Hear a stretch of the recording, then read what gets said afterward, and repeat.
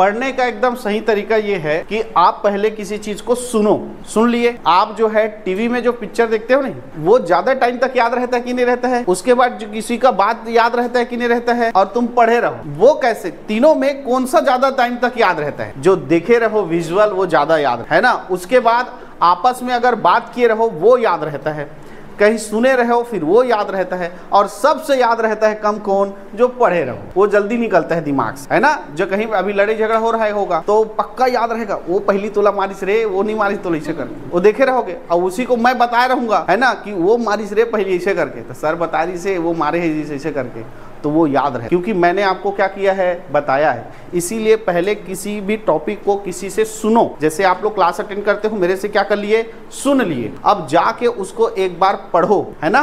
अब पढ़ लिए अच्छे से, अब उसको आप जो ऑप्शनल वाला बुक होता है, या नेट में आजकल बहुत सारे ऑप्शनल मिल जाते हैं, टॉपिक लिखो, MCQ लिखो, आपको पूरा मिल जाएगा।